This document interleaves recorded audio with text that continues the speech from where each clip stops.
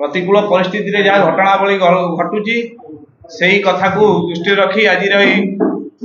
पत्रकार सम्मेलन आयोजन आपण मैंने जानी जाजपुर परिचय जाजपुर बासींकर आराध्य देवी होउचंदी माँ बिरजा। माँ बिरजा मंदिर परिक्रमा प्रकल्प को नहीं किछि दिन हम जो घटना मान जाजपुर सहर में घटुची से उपरे मु किछिटा आलोकपात आपण मानक सम्मुख रखिया पई चाहूची। आमे प्रथमे धन्यवाद देबू ओडिशार माननीय मुख्यमंत्री श्रीयुक्त मोहन माझी महोदय को सी माँ बिरजा परिक्रमा प्रकल्प को जेभली भावे जल्दी कार्यक्रम सारिबा पई बा कार्यक्रम उत्तरान्वित करिया पई सी व्यक्तिगत भावे मत स्पष्ट रखिछंती ताकू आमे राष्ट्रीय बजरंग दल जाजपुर जिला तरफ धन्यवाद दउचु। आउ केतोटी कथा आपण मानक आगे रखुचु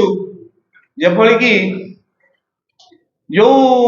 विगत सरकार जो माँ बिरजा परिक्रमा प्रकल्प को तैयारी करथिले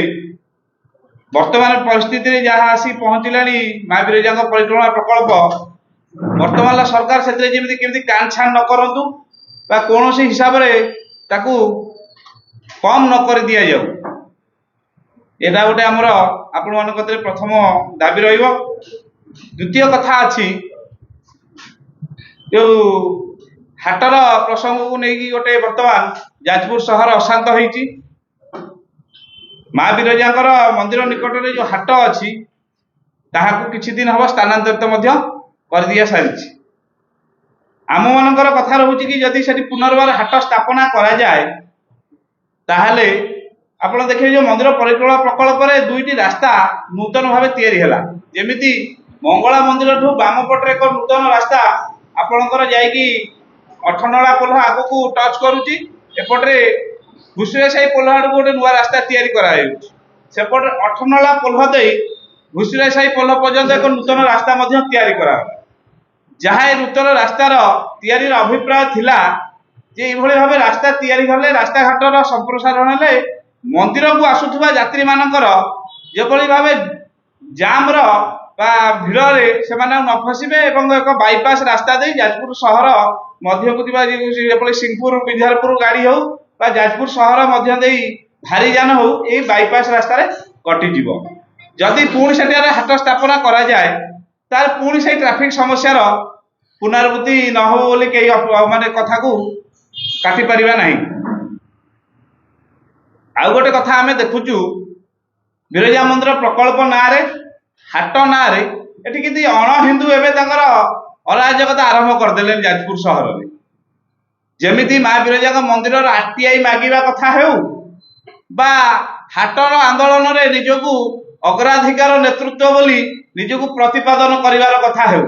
एठी अण हिंदू मानकर भी धीरे धीरे हिंदुत्व मठ मंदिर उपरे सेमाने निजे कब्जा बढ़ाइबा आरंभ कलेनी याकू मध्य आमे विरोध करचु। मठ मंदिर रे हिंदू मानकर ही अधिकार अछि अण हिंदू मानकर एथिरे कोनोसी प्रकार आध्यात्मिक भाव रे अधिकार नाही तेणु करी अण हिंदू माने एठी मठ मंदिर ना रे एठी आंदोलन ना रे जो भली भावे निजकू नेतृत्व बोली भाबी धीरे धीरे एथिरे इन्वॉल्वमेंट हो जाउछन ताकू आमे मध्य विरोध करू। तृतीय कथा जाजपुर शहर रे जो प्रतिकूल परिस्थिति रे वर्तमान गति करूची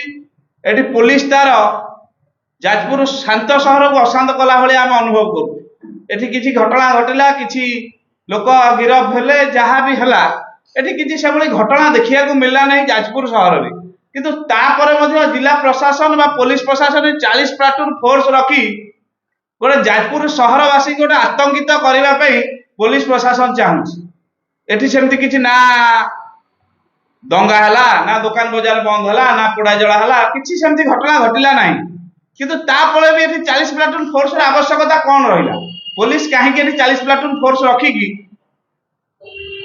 एठी गोटे सहरवासी गोटे आतंकित कला एठी ब्लैक मार्च भलिया जिनस आमे जाजपुर रे केबे देखि नथिलु ताकू मध्ये जाजपुरवासी आमे देखिलु आमे गोटे आध्यात्मिक संगठन हिसाब रे आमे मध्ये कथाटा को उद्बोध करी आपण मानको ए कथरे कथा रखुछु। मुख्य हमर एई कथा गुडी थिला ए विषय आगु को आपण मानक आगे तथ्य रखिया पे अनुरोध करी राष्ट्रीय बजरंग दल जाजपुर जिलार मार्गदर्शक माननीय अरविंद कुमार दास अरविंद भाई से कथा रखिए। जय श्री राम। समस्त